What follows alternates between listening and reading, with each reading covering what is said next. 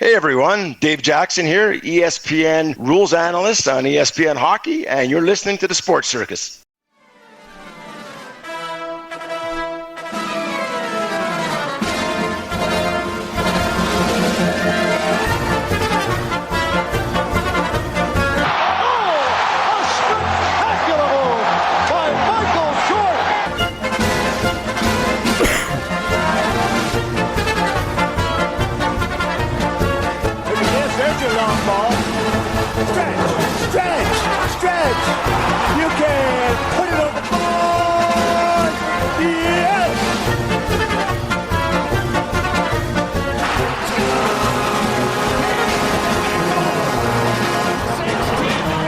Welcome to the Sports Circus. I'm your Ringmaster Sal, live from Las Vegas in the AMP TV studio, AAMP TV. Today's show is brought to you by UppercutChops.com. Check out their tasty selection of all-natural, dry-aged USDA Prime Angus and Wagyu steaks and chops. Wait till you try their best-in-class New York steaks, the filet mignons, and of course the king of all those massive cowboy cut and tomahawk cut USDA Prime Wagyu ribeyes. Wow. I have to say it slow because they're exciting. And you want to chew through it slow because they're so big and ridiculously tasty. Wait till you try those USDA Prime Wagyu and Angus burgers as well. Yeah. Oh, yeah. The half pounders. They're amazing. Anyway, give them a call. 702-799-9935. UppercutChops.com. 702-799-9935. Find out what's for dinner. Or again, check them out at UppercutChops.com. An astounding round of applause for them and all of our CBS, NBC, and Fox Sports affiliates from coast to coast, from Honolulu all the way to Southwest Florida, all of our independents. Yes, we're everywhere. And Cox, Comcast, Spectrum, Frontier, Time Warner, Wow, Cable, and Hotel TV from coast to coast in every Nielsen-rated market, gaining over 4 million impressions per hour. And we're here today with Emma Bratt, who is our intern from Illinois State University. Emma, say hello. Hi. What else do you have for us besides hi? I'm from Illinois State University, and I am a broadcast journalism intern this summer for the Sports Circus. All right. That's good stuff. Hey, Emma, today we are joined by a very special guest. In fact, let's let him introduce himself. Hi, everyone. Dave Jackson, former NHL referee. 32 years with the NHL, a little bit of supervising, and now you're rule analyst on ESPN Hockey. A lot of times they call me a rule expert, but I hate that. Too much pressure on me. So I like being called a rules analyst. And I'm not a referee analyst. The play-by-play guys, the color guys can analyze the referees. I explain the rules. All right, that's good stuff. Oh, by the way, it appears also that he plays guitar, too. Maybe he'll talk about those at some point during the show. Dave, thanks for joining us today. So without time-stamping the show, right, because we don't really want to time-stamp it, we already know that we have a brand new Stanley Cup champion in the Vegas Golden Knights. Yes! But of course, that would be Chance, the mascot, the Gila monster, arguably the coolest one in the business. So, Dave, I have to ask you right from the top, because this is driving me crazy. I was watching, I believe it was Game 4. In Game 4, during this game, I saw a mad scramble in front of the net, in front of the Golden Knights net. And it looked to me like number 23 in red, which I believe was Verhaeghe, was holding on to Aiden Hill's arm in the net, holding the goaltender, restraining the goaltender from playing his position. Am I the only one that saw that? I certainly can't be.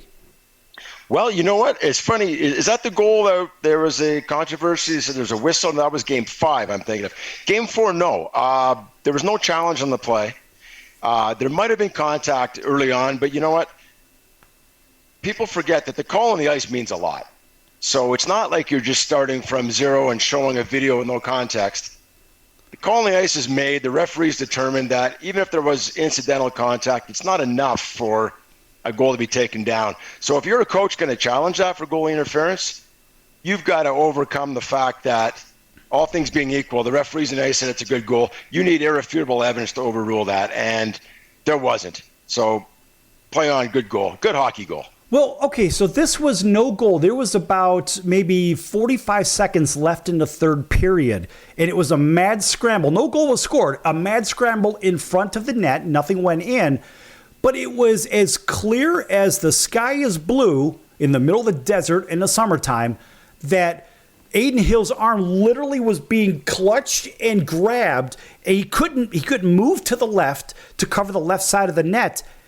And I was wondering what the heck is going on here, because as I understand it, there's also possibly an off-ice official that may have seen something too, in case the on-ice officials didn't. Is that true or not true? Not on penalties. Not on penalties. So I can't remember the play you're talking about there. I was thinking of a different one, but you've got to remember the referee, when it's down close, so goal interference is such a tough one. You got the referee down low. When it's a scramble in front of the net, he's looking for the puck. He wants to kill the play. It doesn't have to be puck focused totally, because we do have replay, but his call matters. Like I just said, his call matters. So he's going to be semi-puck focused.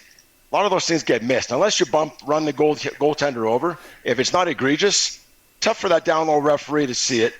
And the guy at center ice, well, he's watching everything around it. He's making sure the guy doesn't get cross-checked into the net, things like that. So those things get missed. That's why a lot of times goal interference becomes a challenge, because the team has the video goal coach who is same as you. You pick it up on tape, call down to the coach, say, look, this is what happened.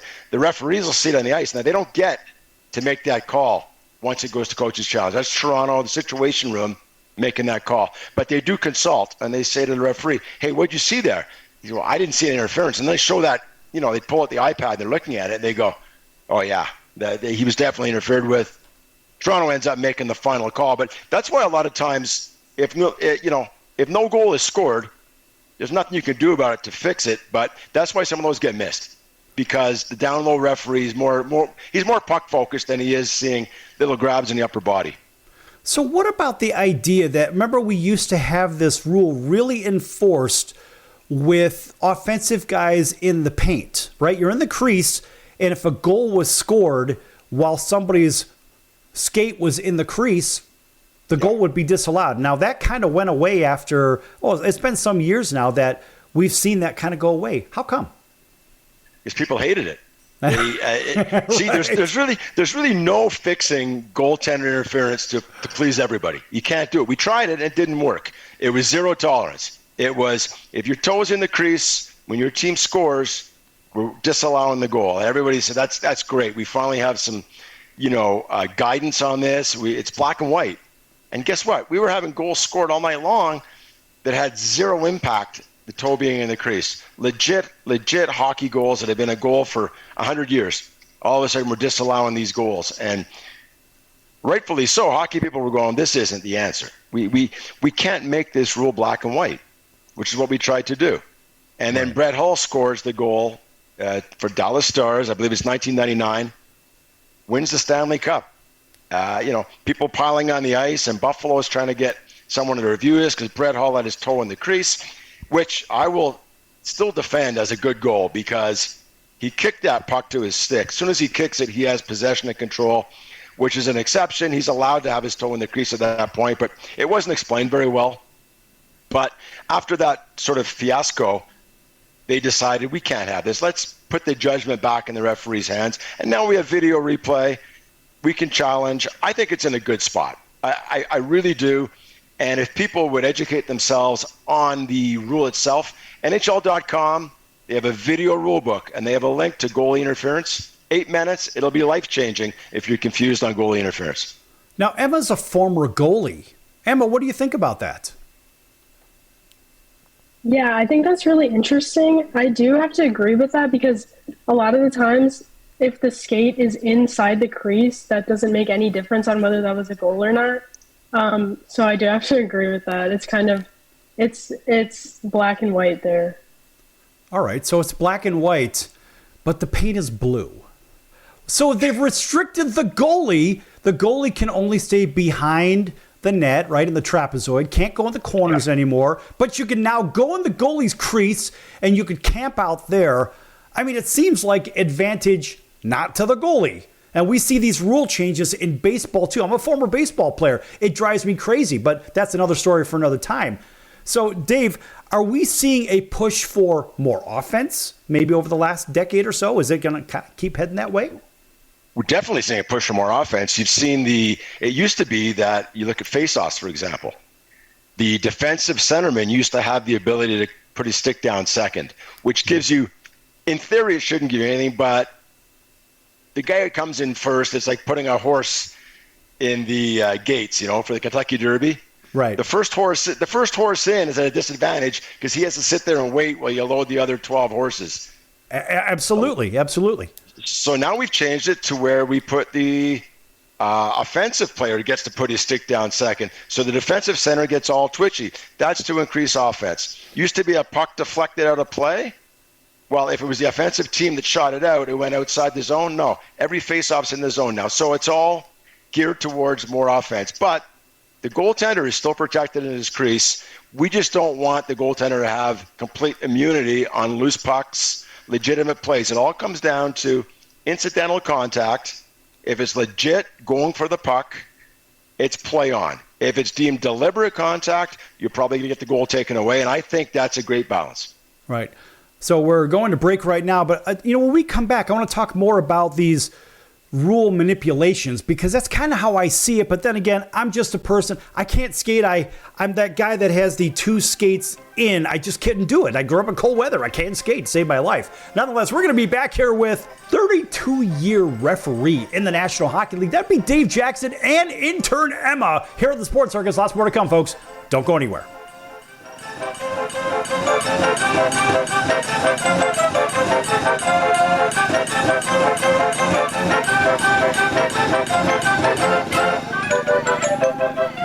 Attention business owners, you and your customers are listening to this right now. Face it, every business needs customers, even yours. The Sports Circus is a primetime nationally syndicated program that's carried on ABC, NBC, CNBC, and Westwood One News affiliates, plus CBS, Fox, and NBC sports affiliates across North America with coverage from Hawaii to New York.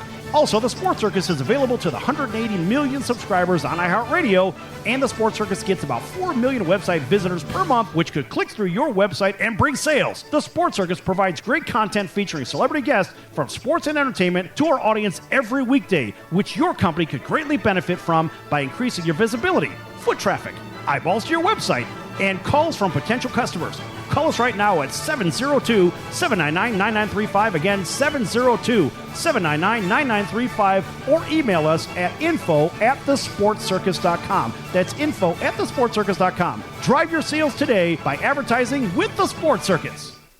AMP, the multi-format network, is here to help create, produce, distribute, and sell your content. For more information, send a message to info@aamp.tv. That's info@aamp.tv. Are you a small business owner or pursuing the dream of starting your own company? Do you know where to start or how to grow that existing business? The American Business Trust Company has the answers you need. The American Business Trust Company can help you with startup capital, business strategy, sales and marketing, and establishing your company with a physical location or on the internet. You decide.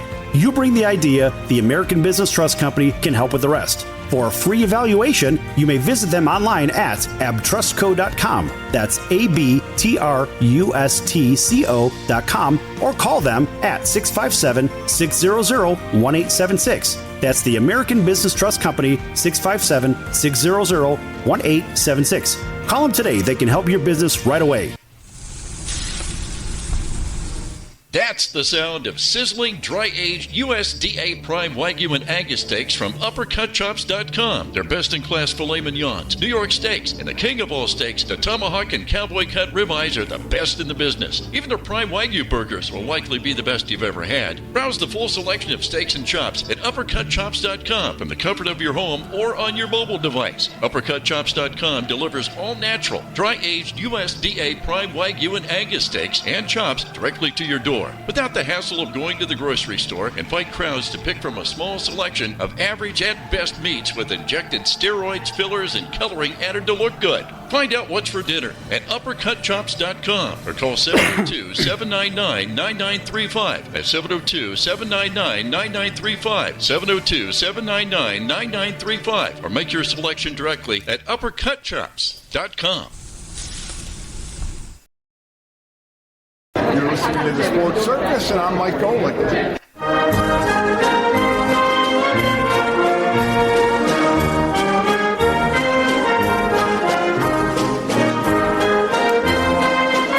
Welcome back to the Sports Circus. I'm Roy Firestone. Now it's time to throw it back to Sal.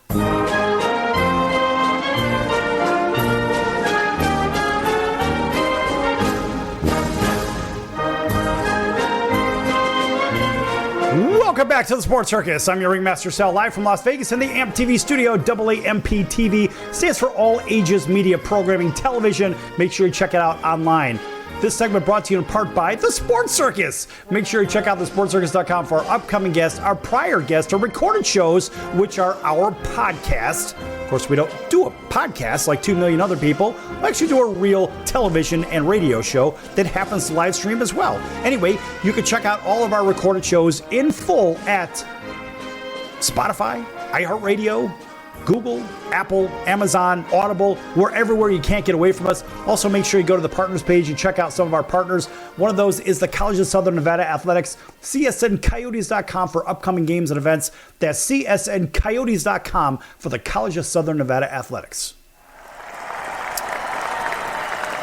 All right, back here in Las Vegas in the AMP TV studio. Welcome into everybody on CBS Sports 1500 KHKA over in Honolulu, all the way over to WDJY 99.1 FM in Atlanta, WAUD, home of the Atlanta Braves over in Auburn, Alabama, covering Montgomery and Columbus, Georgia. Big hello to everybody right here in Las Vegas. KJPT, Jackpot Radio, and KVGK. Imagine that. KVGK Radio right here in Las Vegas, 97.9. Nice round of applause for them. And everybody else, WBGY, of course, Southwest Florida. And that is just one of many. Cox, Comcast, Spectrum, Frontier, Time Warner, Wall Cable Television, and Hotel TV. Back here with Dave Jackson, referee from the NHL for about 32 years. Pretty good guitar player, as I understand it as well. We're going to hear about that in just a moment. And intern Emma Brott from Illinois State University.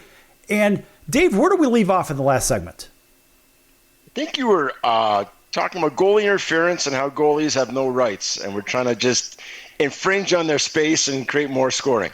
Okay, I agree. We're trying to create more scoring, but goalies have rights, and people just don't seem to understand what those rights are.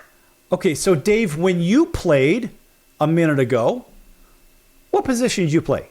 Where'd you play on the ice? Well, I was a defenseman growing up, and I'm a fairly big guy now, but so I'm about 6'4", 220. And when I was playing hockey, when I was midget-aged, I was a decent skater, but I wasn't that brave. And I was a defenseman, but I was 5'10", 160 pounds. So I wasn't getting many looks from scouts, and I wasn't very brave. So I took a lot of cross-checking penalties, a lot of high-stakes self-defense penalties, but even then I got battered around. So now I play men's league hockey, and I'm a forward because nobody back checks in men's league. It's up to us and the goaltenders to protect the fort and get the puck up to the forward. So I decided I'm going to be one of those forwards. Just get me the puck. Okay. All right. So it's kind of like just give me the damn ball, like Keyshawn used to say in football, right? And so here Emma's a former goalie. And so here you are protecting the goalie, protecting anything in that area. And what did you find that was the most disturbing thing that goalies would do just to drive you crazy from trying to do your job? Well, we still have that in men's league hockey. We have goaltenders that try and coach and tell you who to cover. And I mean, like, dude, who to cover? I'm 58 years old. I'm not covering anybody. I'm getting over at the far blue line so you can get me the puck. Right. But yeah, I think goaltenders that worry more about what their defensemen are doing than actually doing their own job was what used to frustrate me. Emma, what do you think about that? What drove you crazy about the defenseman in front of you? I feel like I had a really good relationship with my defensemen. I was never critical of them. I didn't really tell them what to do. I'm not even lying, but yeah. Okay, don't give me the political answer. Emma, I don't want the political answer. I want the real answer. What drove you crazy about defensemen? Last time I played was 3 years ago. I'm going to have to think about that. Okay, well, you go ahead and sit and stew on that one. I can imagine just being a goalie, and I've never played any of that, but I would imagine as a goalie, Dave, correct me if I'm wrong, but if you're going to get in front of the goalie to block a shot or something, block the damn shot. Don't screen the goalie so the goalie can't see what's coming. Absolutely. Don't screen the goalie, and don't try and let the goalie see the shot. Don't try and get your stick in the way of it, because he or she has a bead on that puck. He doesn't need your stick changing the direction of that puck. I mean, that's what most goalies would tell, even at the NHL level. It's like, if you're going to block that shot, you make sure you block it, but don't try and get your stick in the front of a shot that I can see. Okay, so talk to me about the pain factor of blocking a shot. Well, you're asking the wrong guy, because I made a point of I'm never really good at math, but good at angles. And I knew how to make it look like I was blocking a shot without the puck ever having a chance of hitting me. So, really?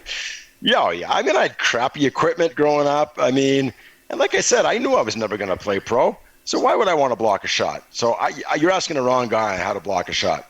And in men's league hockey, I mean, when I see someone winding up, I'm doing the, what do they call it, the stork or whatever. I'm on one skate. I got 1 foot up in the air, hands near my face. I want no part of blocking a shot, because I'll tell you, as a referee, our equipment's nowhere near what players are wearing.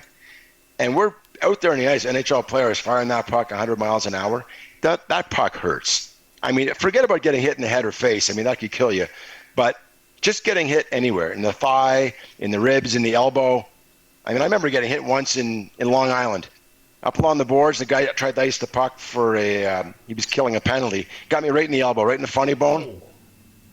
And I dropped to one knee, killed the play, because I knew, and there was one referee then. So I knew I'm out of commission for a sec. So I killed the play, and I went over to right away to the Islanders bench, and it must have been a look on my face, because they scattered. They thought I was going to be sick. And yeah, I leaned over the boards. I was fine, but I mean, that puck hurts. I mean, it really hurts. And I'm sure Emma can tell you, even wearing goaltender equipment, you get hit in the right spot, and it's debilitating. All right, so let me ask you this. As you're sort of straddling the blue line, right, and somebody rings it around, and let's just say they're dumping it in, and it comes around so hard and it hits your skate. Have you ever literally been knocked off of your skates because somebody dumped it in, and they just dumped it in so hard it hit your skate and actually threw you off balance? Did it take you down? Yes and no. It did not take me down because of the force, but with the new skate blades the way they are, they clip in and out. The steel clips in and out. I've been hit so hard in the skate blade that it's popped the metal out of the holder. No kidding. And obviously you have to kill the play then, because you can't skate on one skate. But the funniest thing I find is when you're standing still as a referee, and you're usually in pretty good position, knowing that you're giving them boards to wrap around behind you, or you're deep enough they can go off the boards and out, and they end up hitting you. And they yell at you, get the heck out of the way.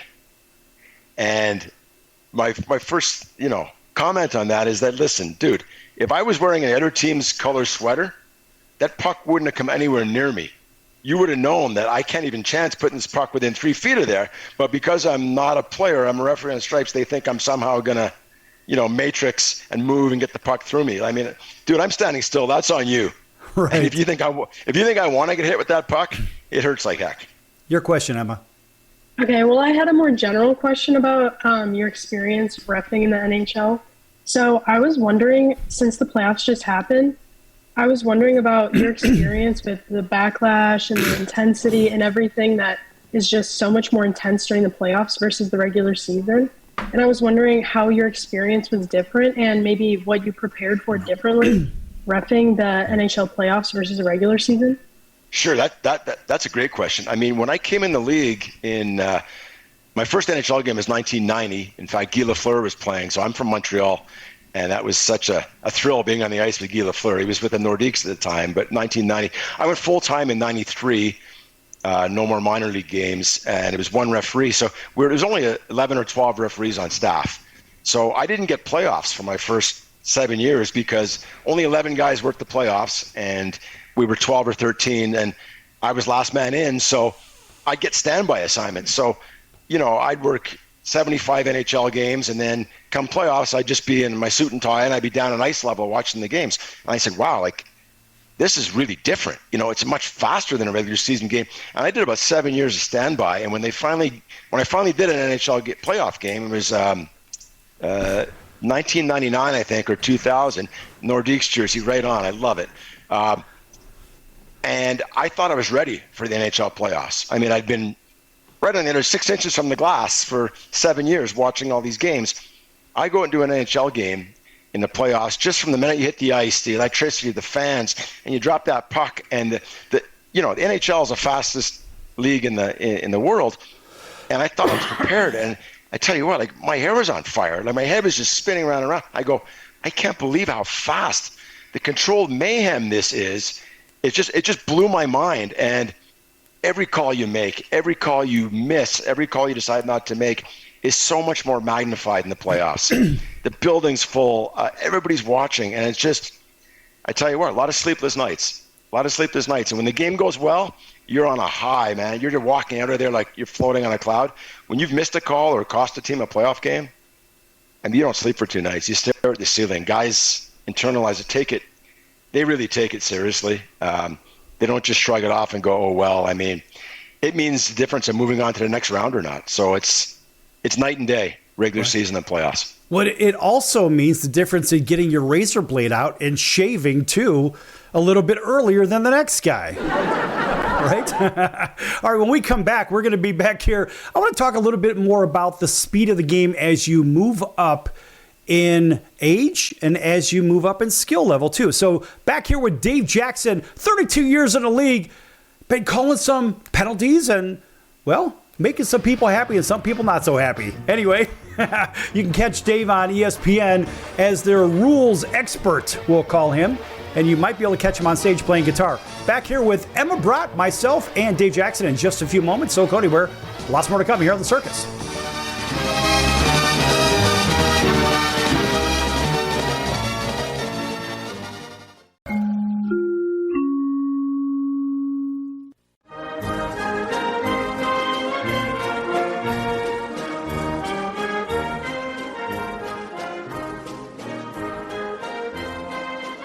Welcome back to the Sports Circus. I'm Roy Firestone. Now it's time to throw it back to Sal.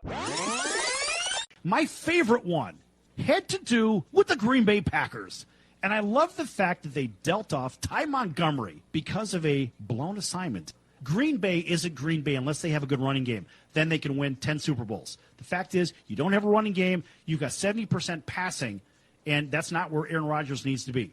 He needs to be in a position where he's got a running game to offset the passing game and so forth. I like the move. Green Bay didn't have a running game anyway, so all they're doing is saying, we're going to get rid of you because you don't follow instructions.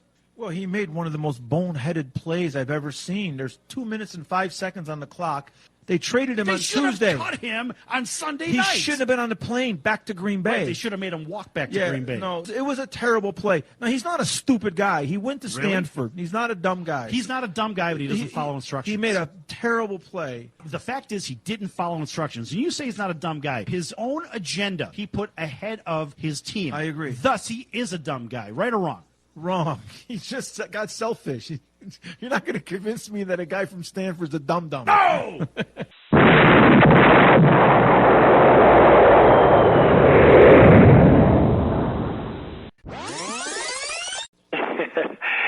Yeah, this is Sidney Justin from the Miracles.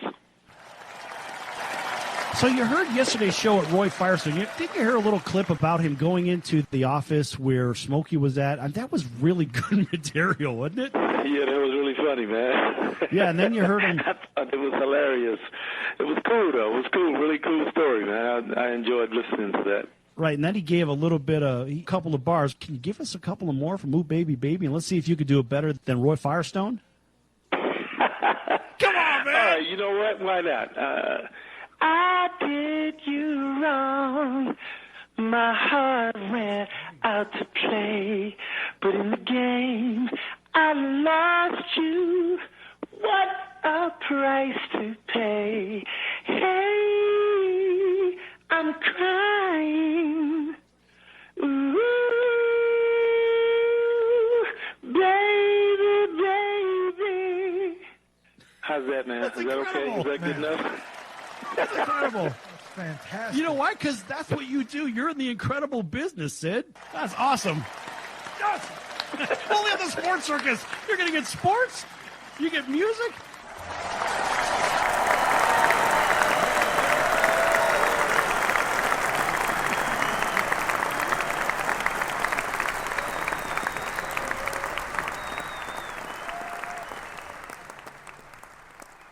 Hey everybody, this is Barry Katz from the Industry Standard Podcast, and you're listening to the Sports Circus with Sal Tuzzolino.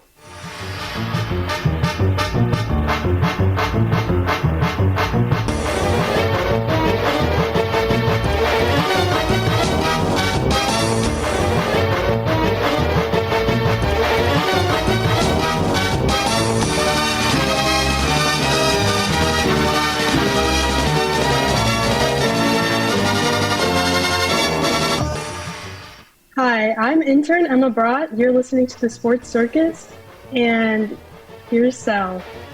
All right. Welcome back to the Sports Circus, everybody. I'm your Ringmaster Sal. That was our intern, Emma Brott from Illinois State University. And we are here with Dave Jackson, 32 years in the league, refereeing, blowing whistles, making people happy, making people sad. And guess what? This is not a game where you bring a crying towel. Just get over yourselves. All right. Welcome back to everybody on television, radio, and streaming. Everybody also on Facebook. A big hello to you and those people on the Mars rover, because you can't get away from us. All right, Dave, in the last segment, we were talking about lots of things. But let's kind of shift from that and let's talk about the speed of the game. All right, so you had talked about maybe prep from regular season to playoffs. Let's talk about first the speed of the playoffs versus the regular, because there seems to be a notion of desperation in these games. Is that fair to say? Absolutely. Desperation, controlled mayhem. I mean, it's win or go home, right? So people say, geez, they watch the NHL playoffs and go, oh, why can't we see 80 games like this? The players would be dead. You can't perform that way for 80 games. These guys, the injuries they play through, I mean, if it was a regular season game, a lot of times the guys wouldn't dress.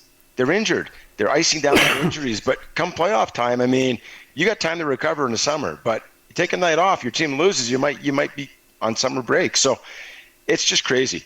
And guys don't take penalties. That's the other thing they talk about, how the referees just call a different game in the playoffs. Well, I disagree. I think the players play a different game in the playoffs.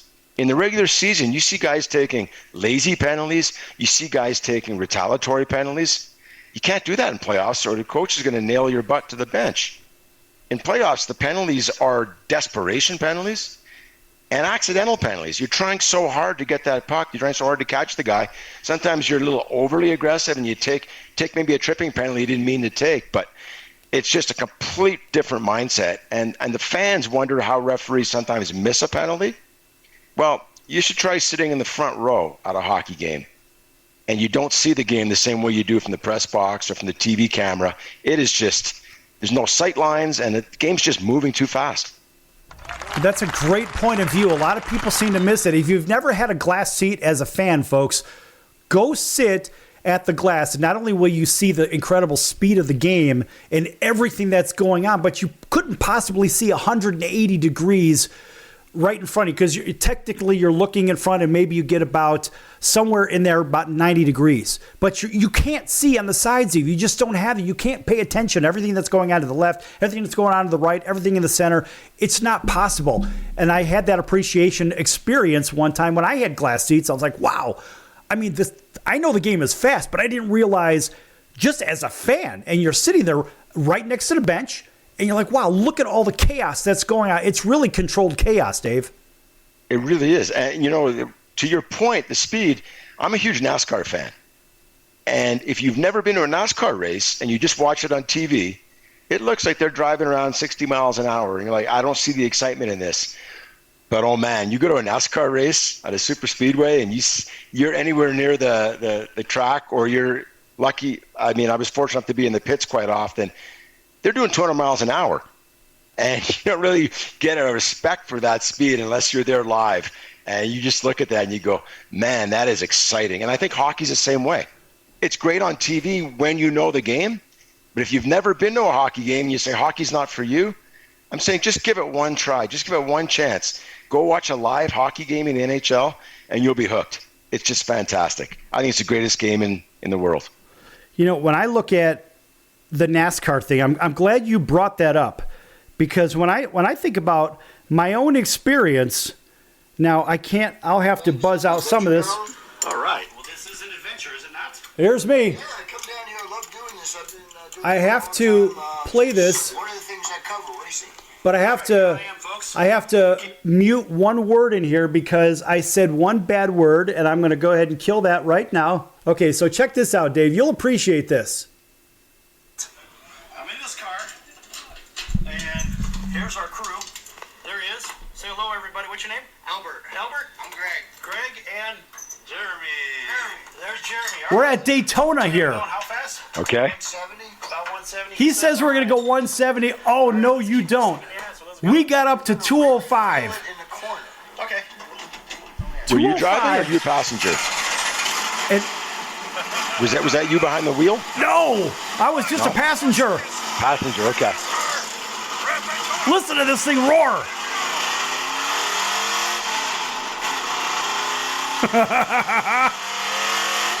I'm jealous because I'm addicted to NASCAR. I love it.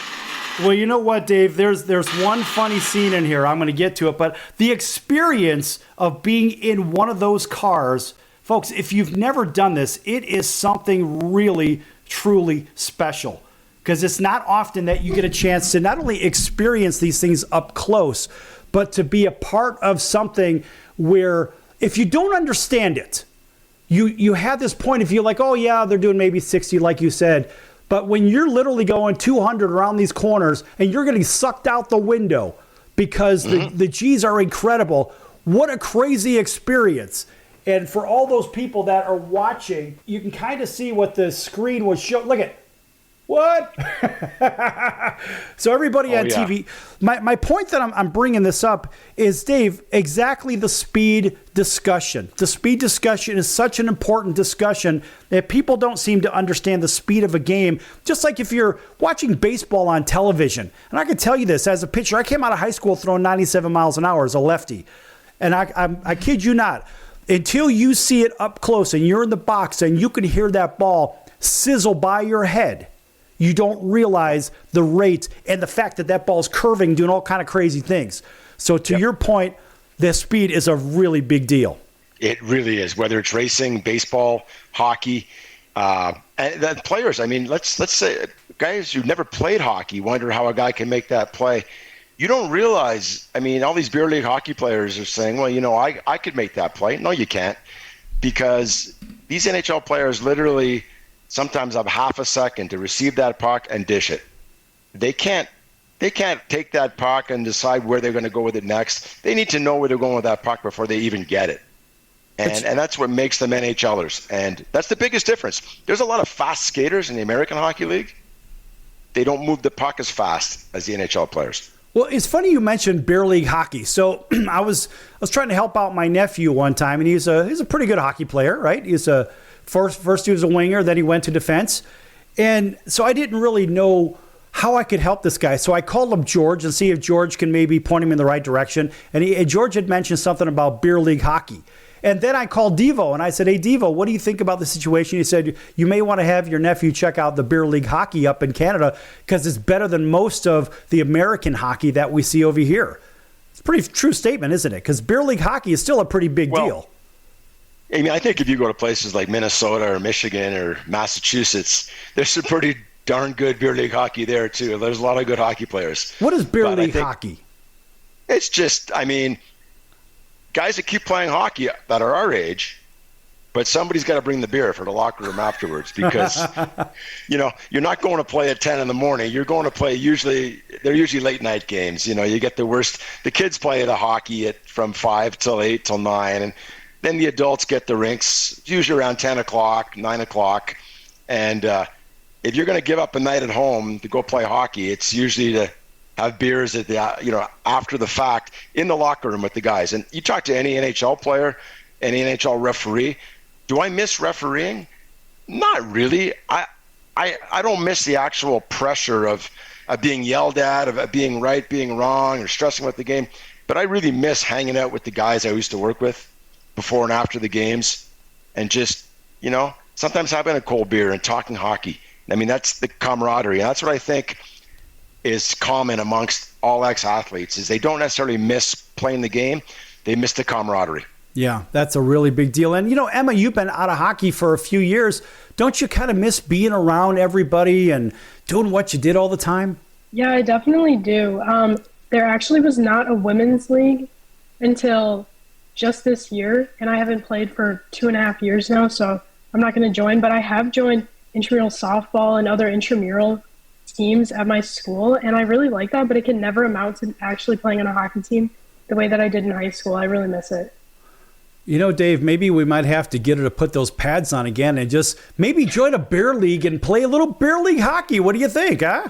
Well, I think she should, but I also think, like most goalers, I know a lot of ex-NHL goalies, and they all play beer league hockey, and not one of them's a goaltender. They say, screw that. They were good enough skaters that they just put the players' equipment on, and they hang up at the far blue line like I do. Just get the puck up to me, because I'm not, you basically, when you play men's league hockey as a goaltender, you're a target is what you are. You're just there for guys to shoot at, and you better stop the puck because no one's helping you. No one's blocking shots. No one's doing anything. So it's thankless. I wonder if a terrible skater like me, because I am a bad skater. I wonder if a terrible skater like me could maybe play goalie. But then again, I wouldn't be able to move as fast, and I'm certainly not flexible. No butterfly for this guy. No, the only thing I think of is butterfly, maybe butterfly chicken or butterfly shrimp, on the barbecue or something like that. Anyway, folks, we're going to be back here in our final segment with Dave Jackson. 32 years in the league as an official in the National Hockey League. And, of course, Emma Brett, our intern from Illinois State University, back here in a few minutes on the Sports Circus. Don't go anywhere.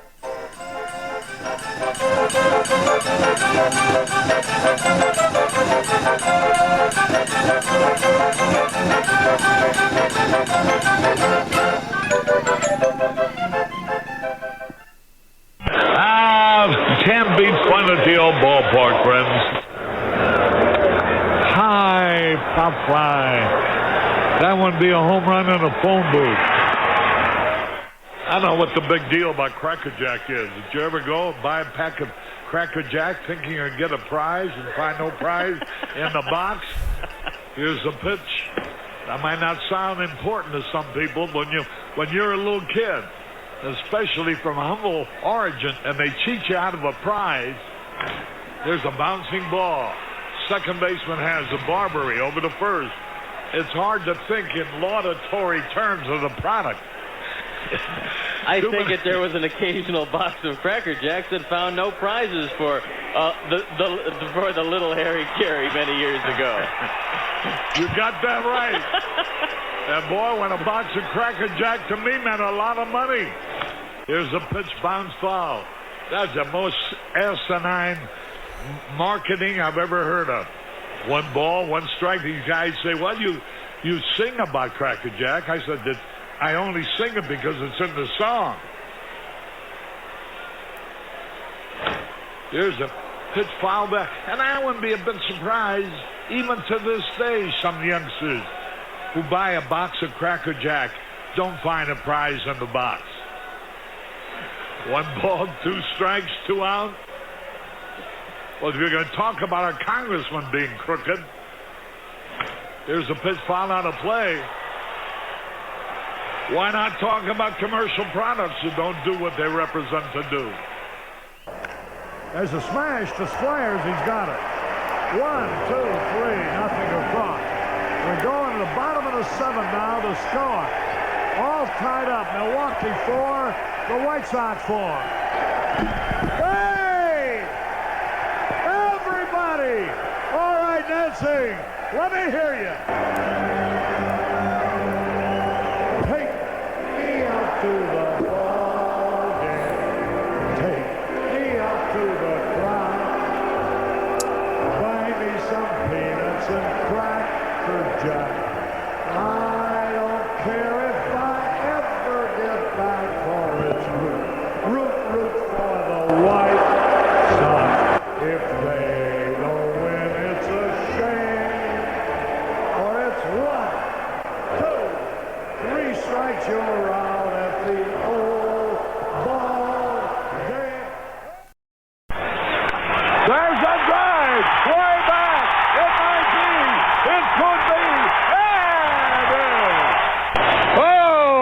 cow. This crowd is wild. Quiet, numbskulls. I'm broadcasting. Hey, this is Tommy John, and you're listening to the Sports Circus.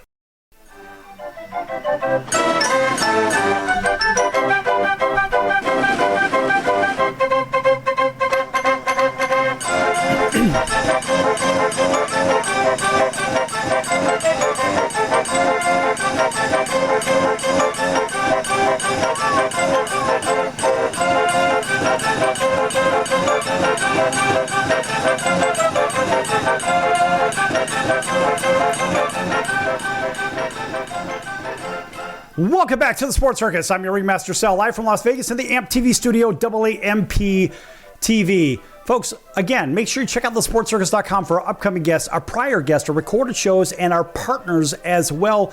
Lots of partners on that page. Check them out. They're all over the place. If you're in Chicago, check out Al's Beef at 1079 West Taylor. Or go to alsbeef.com for a real Italian beef sandwich. Not a Philly cheesesteak, an Italian beef sandwich. Great stuff. I get paid nothing for saying this. I just like it because those are our friends, and we always give them an astounding round of applause. Yes! And we're here with Dave Jackson, 32 years in the league as a referee in the National Hockey League, and Emma Brott, our intern from Illinois State University. Dave, when's the last time you've been in Chicago? I was there this year. My youngest son, Ryan, who's 28, got signed to a minor league deal with the NHL as a linesman. He played college hockey, went on to play a couple of years of minor pro hockey, decided he wasn't going to make it as a player, so he attended the NHL's officiating combine in Buffalo, New York, a couple of years back, and they placed him in the American League and liked what they saw after a year, and they signed him to a contract, and then he did his first NHL game in Chicago, October 30th of this season. And it was great being back, great being in Chicago Stadium, great seeing the guys he worked with who were all former co-workers of mine. You know, Wes McCauley was on the game, and it was a great time. It was fun for me to be back in Chicago and back in the rink. All right, that's great stuff. All right, Emma, your question. Okay, so you just talked about being in Chicago.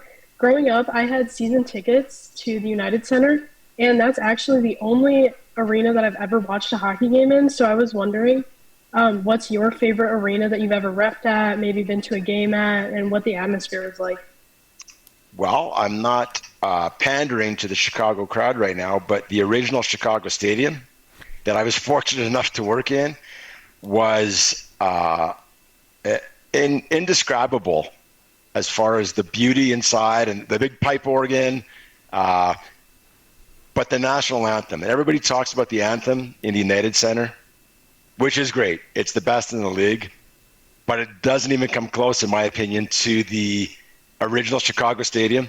And they prepared me for it. I thought I was ready for it. And I was out there at center ice, and it starts. And I got benefit of two anthems. They played the Canadian anthem, the first was Canadian. I think Edmonton was playing. And then they played the American anthem. And the crowd started yelling, immediately. And then it just kept getting louder and louder.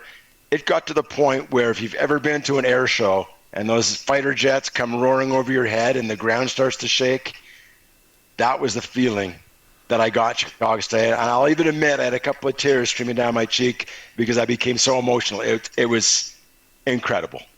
So that's probably number one. Being a kid from Montreal, being able to referee in the Montreal Forum, where I grew up going to watch games, was pretty special. And I'm going to say Madison Square Garden because you're in Manhattan. You feel like Frank Sinatra when you're there. So those are probably my top three. Okay, so who had the best food out of all these stadiums? Because you got to eat something while you're there. Who had the best food and who has the worst food? We won't tell anybody. It's okay. I can't answer that for you because we come in the back loading dock, go to the referee's room, and we split after the game. I don't think I've ever eaten on the concourse at any rink, except Montreal. They got the best hot dogs. Best hot dogs in the league. And you ask any NHL, they'll tell you that. Really? They'll tell you, Montreal's got the best hot dogs. So special kind of buns. It's almost like bread. Yeah. It's got like a little crust of bread, and then they butter them lightly, and then they grill them. Oh, that sounds really good. Oh, All yeah. right. And they're really thin too, because they like a panini type press right down on them. So you could eat 6 Montreal hot dogs and not even, throw them in your mouth like peanuts. That's good stuff. All right, Emma. Oh, another question? Yeah. That's why you're here, right? It's live. Listen, folks, first of all, we don't edit this program. It's out there. Whatever is out there is out there. And God forbid I pick up one of these guitars and start playing. I'd rather hear Dave pick up one of his guitars. And we're going to learn about those right after Emma's question. That's not going to happen. It's not going to happen if I'm playing either. But folks, we leave it out there. We don't fix it in the mix, right? Like a lot of those podcasts do. We don't do that. So whatever's out there, Emma, you're on it. Just like Blue Bonnet. Let's go. So another question I have about your experience being an NHL ref is, we talked about a lot of backlash. We talked about different stuff. And you said you really like the camaraderie of being a ref. But I was wondering, did you ever have one specific moment where you were like, oh, I want to make this my career? I don't think it was necessarily one moment. I started refereeing. I don't think anyone who's a young kid says, I'm going to be a hockey referee when I grow up. I'm going to do it as a career, because obviously the glory and glamour is in being a player. And I grew up in Montreal. The Montreal Canadiens in the 70s were winning the cup. I think they won 5 or 6 times in the 70s. I wanted to play for Montreal Canadiens. And, very early on, probably around the age of 16, I realized I was never going to play in the NHL. But I started refereeing kids hockey when the dream was still alive as a player. I was probably 14 years old. And I did it just because I hated my paper route. It was a morning paper. I had to have it delivered before 7, and I'm not a morning guy. And I hated delivering newspaper in the snow and the rain. And a buddy of mine said, hey, why don't you try refereeing hockey? You get paid, you get to skate, you get to be at the rink. So I started as a 14-year-old, and I started moving up, and I was pretty good at it. And then when I never got drafted at 18, I stopped playing hockey for a while, and I just concentrated on refereeing and going to college. And I just kind of got fast-tracked. And when I did my first major junior game in Canada, it was a Quebec League, and that was back in the day. The Verdun juniors had Pat LaFontaine, they had Jerry Gallant, they had a lot of good players. And I was on the ice with these guys. I was a linesman even then. I wasn't even a referee. But I said, this would be pretty cool if I could, keep doing this. And I decided to take it serious then. I worked out. I put on some muscle. I got bigger, dedicated myself more to it. And I said, I could make a career out of this. So I think probably when I was 18 and I started doing Quebec Major Junior Hockey League, that's when I kind of had the aha that it might not work out, but if I really dedicate myself to it, I might have a shot. And it worked out. NHL hired me. They didn't hire me, but they brought me on staff as a trainee at 21. So 3 years later, I was working for the NHL. So the pressure of hockey in Canada, and the reason I'm bringing this up here in our last few minutes of the show is we had a player traded away from the Vegas Golden Knights in the offseason last season. And the reality is he liked it here. But he said the fans and the team, it just wasn't a serious, hungry environment. Of course, then he goes to Montreal, and obviously where hockey is everything, right? And so, of course, that guy, he leaves the team. Guess what? They hoist the cup, whatever the case. Yeah. But the reality is that he said they weren't serious enough about it. What do you have to say about a person that says that Vegas is not serious about hockey now? Well, I tell you what. Vegas came in the league in my final season, and I was fortunate enough to be assigned the home opener, which, first regular season game in Vegas, and I was so pumped to do it. And I was like, this is an honor. And then you had that terrible, tragic shooting, days before the home opener. And so the home opener became a really somber event. All the advertising came off the boards, and I believe they put Vegas Strong on the boards. They had all the first responders on the ice. They had the victims' names on the ice, and the teams all stood together. And as referees, we stood amongst the players for the anthem and the presentation. And it was such a powerful moment, and it was sad. But at the same time, you saw the sense of community in the Vegas fans. And then we dropped the puck, and Vegas scored right away. And I believe, won the game 6-1 or something against Arizona, I think was playing. And I was fortunate to do 6 more games that year in Vegas. And when I retired, Vegas went all the way to the finals that year, did they not? Was it? Yeah, their first season. And I went to a game on Mother's Day. When you retire, you don't do playoffs. You pick your last game, and I retired 2 weeks before the season ended. So I was done. And my wife said, hey, it's Mother's Day. Let's go to Vegas. My wife loves Vegas. And I got tickets for the hockey game against Winnipeg. And it's the first time I'd been in the crowd in Vegas. And we never see what's going on during intermissions. And what a spectacle. What a show. And I turned to my wife and I said, wow, they really do it up for playoff games. And she'd come to several of my league games, regular season games. And she goes, oh, no, hon, like, they do this every game. Every game. It's an event every single game. And I go, wow, that's amazing. And I talked to some of the locals that were in the seats beside me, and they're like, we just love this team. We are so fortunate to have this team. And the Vegas community is passionate. Nobody thought it was going to be the local fans. They all thought it was going to be people coming, visiting fans in to see their team. But I tell you what, their Vegas fans are some of the best in the league. And anyone that would say they're not passionate is just misguided. Yeah, I would agree. I've been a season ticket holder since the beginning. I was at that first game that you were talking about, but it's complete chaos in the stadium. Were you yelling at me that game? I think I was. I probably was. I don't know. It could have been. Actually, if you would have heard me yell, you hear me yell over and above everybody. It's remarkably, ridiculously loud. My friends can actually hear me on TV. It's that bad. Right. Anyway, that's another story. Listen, Dave, we got about a minute left in the program. Is there any cause, anything you want to get out there? How could people follow you? Take a minute and talk about that real quick. Well, people can follow me on Twitter. My handle, I believe, is ESPN Ref NHL. And I do my best. So you follow me on Twitter. I'm not going to talk politics. I'm not going to talk anything controversial. I just like to put out explanations of rules. I think the way you build the game, the way you promote the game is to have an educated fan base. And when we like talked about NASCAR, if you know the rules and you can enjoy the sport more. So follow me, watch hockey on ESPN. Any games ESPN produce, I'm there. If there's controversy, I just try and explain the rule. And people ask why I don't dump on the referees. I won't support a bad call.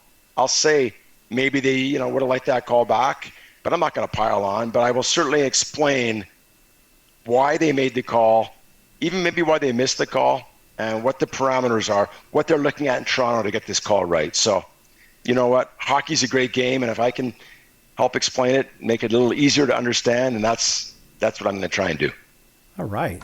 Great stuff. All right, Emma, take 10 seconds, talk about your experience, and then we're out of here. All right. Thank you, Sal, for having me on today. Thanks, Dave Jackson, for answering my questions. This was a really interesting conversation we were able to have, and I'm glad this was my first experience on air. All right. That's good stuff. Of course, we give Emma a round of applause as well. So, folks, we're going to be back here on your favorite station in about 23 hours. Lots more to come here on a day-by-day basis. Again, remember, you can't get away from us. Radio, TV, streaming, we're everywhere. Make sure you like, subscribe, and follow. That's going to do it for today's show, and we'll see you next time right here on your favorite station. Until then, so long, everyone.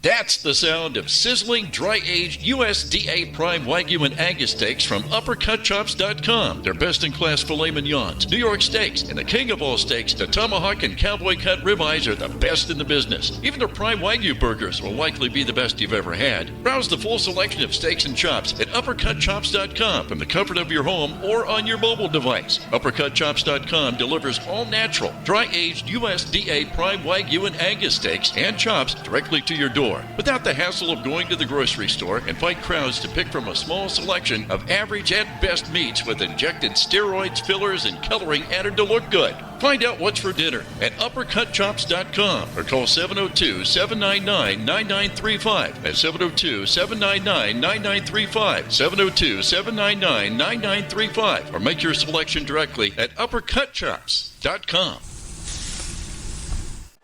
I'm your Ringmaster Sal of the Sports Circus. Join me and Hall of Fame world champion and all-star celebrity guest for chaos and controversy here on Libsyn and all podcast platforms. Also, thesportscircus.com. Remember, folks, it's a circus and we prove it every day.